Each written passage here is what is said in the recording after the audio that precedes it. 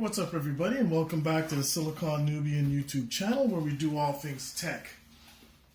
On an ongoing series I have of the components that are going into the AMD Ryzen 1700 base build, today we're going to take a quick look at the power supply that I've chosen to go into the system and give a quick overview and unboxing. This is the EVGA Supernova G3 650 watt 80 plus gold rated power supply.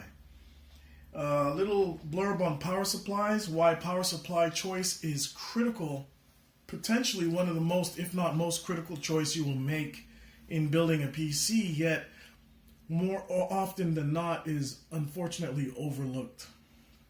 The power supply is responsible for power delivery to every component in your computer, which obviously runs on electricity.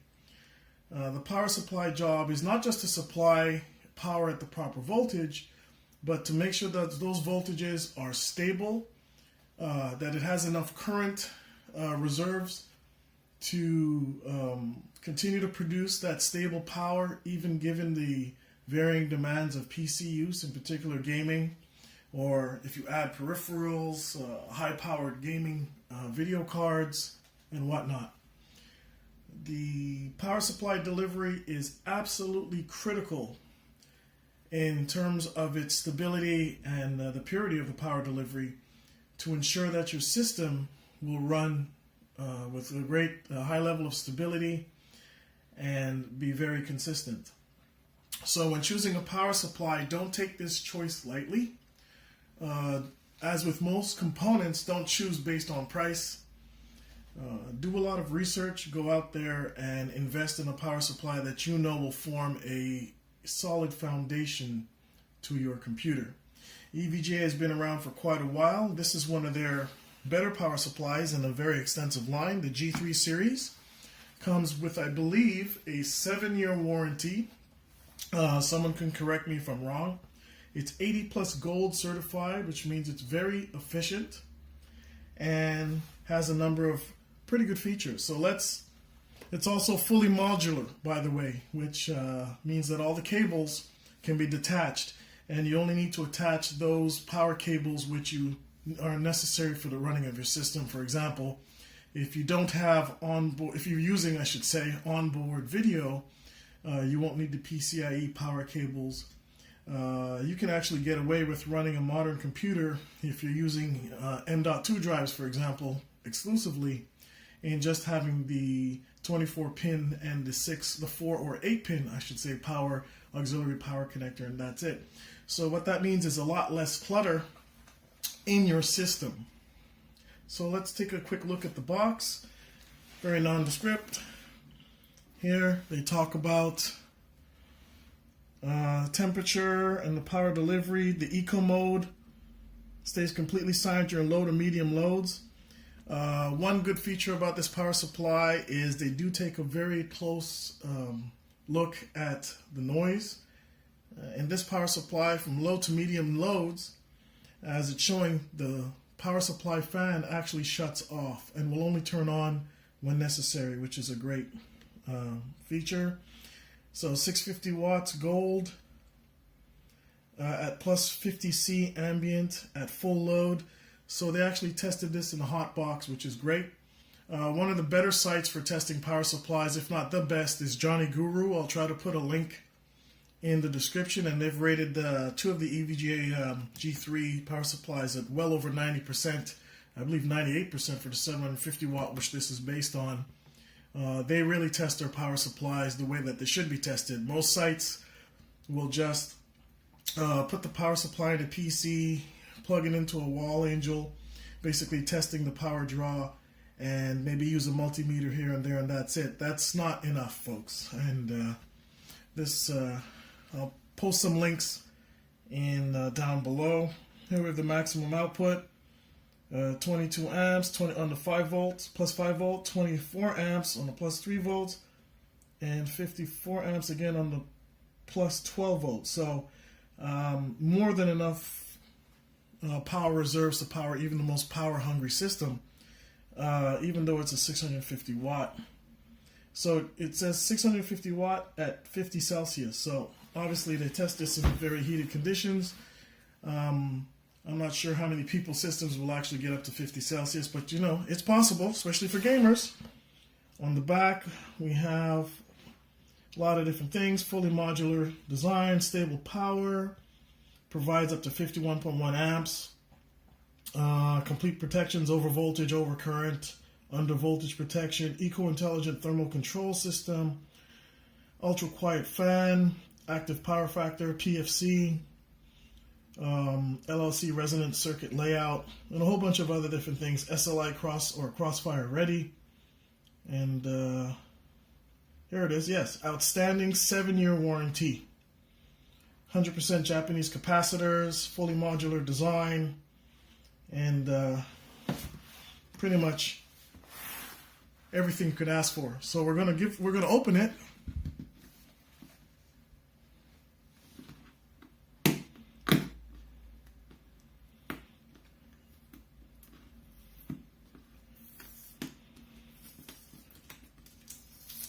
I've had this sitting around for about a month now, as I've waited for the other components to come in for the system build. Wow. When you open this box and you look inside, the first thing you have to say is, this is definitely not a low-end product. Just the packaging alone shows you that a lot of attention has been paid to its presentation, not just the performance. So we take a look. We have the instruction booklet in all different languages, what's in the box, stable power, talk about the connections and whatnot. Okay. We have a very nice, looks like a carrying case for all the cables and wires and accessories. Very, very nice.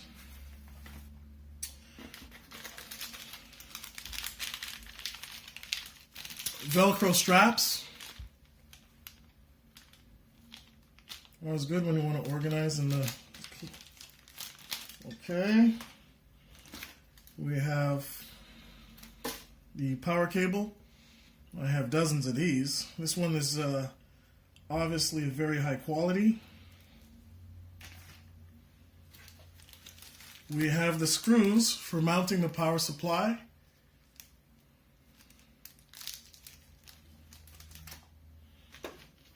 We have the cables. This would be the 24-pin cable.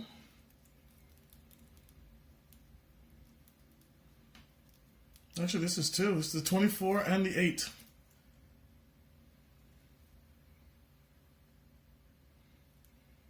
And this would go into the power supply itself.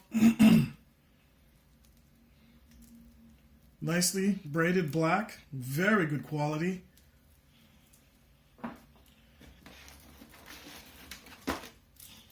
We have all the other cables that we might need. Here we have VGA, PCIe connector cables, 6 or 8 pin.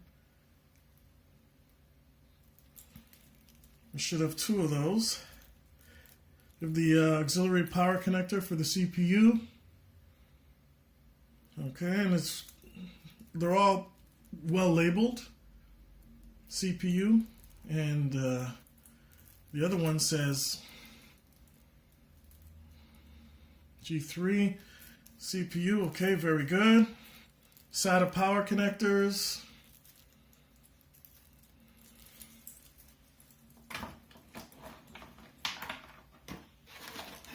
More connectors. More VGA connectors. So you want to run dual video cards, Crossfire or SLI, they're there.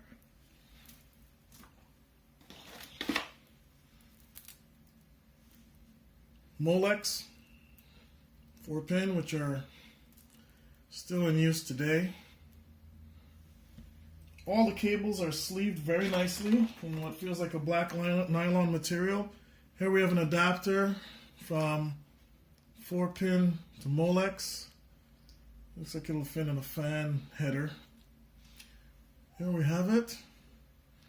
Or you're not still using floppy drives, I hope.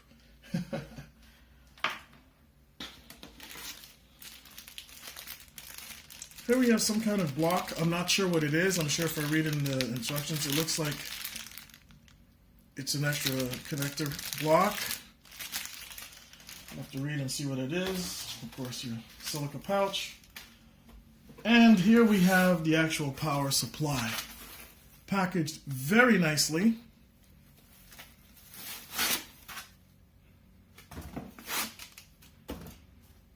In its own little soft pouch. It's fairly compact, but very heavy. So here we have the power supply, the 650G3. Take a look. Looking at a component, really can't tell you how high the quality is, but from everything I've read about this particular, with the teardowns and whatever others have done, this is a quality product using quality components. Very well ventilated with a honeycomb grill here. There we have the Eco fan. It's got raised bumps. I don't know if you could see that all over the fan blades. I guess that helps in the noise department and to smooth down the air turbulence and airflow. Okay. We have all the specs. As we've done before, we've talked about before. And here we have a switch which I didn't show. Eco mode switch, off or on. That's I believe what this switch does is activate the feature where the fan will turn off at low to medium loads. And here we have the power supply top with all the serial numbers and whatnot. Nice product. And here's the business end. Here we have all the connectors. SATA, TUDEM, PERF, VGA, 2 VGA connectors, of course. We have the motherboard power and the auxiliary CPU connector. Everything you need for a modern system. This is a 650 watt version, which should easily run 2, for example, RX 580s and Crossfire, or even 2 1080 Ti's if you think about it these days, because it's a much more efficient architecture. There are other versions. I believe there's a 750 watt and there's a 1000 watt G3. All metal construction. Very weighty, which you can't tell just from the video, but there's a lot of weight here. So there we have it. The unboxing and overview of the G3. Let's put this right here. So, hope you enjoyed it. This is going to go into the AMD Ryzen build that I am going to be completing by tomorrow. Hopefully the video will be up within a day or two after that. So thanks for watching. Thumbs up if you like what you see, you have any questions, and come back.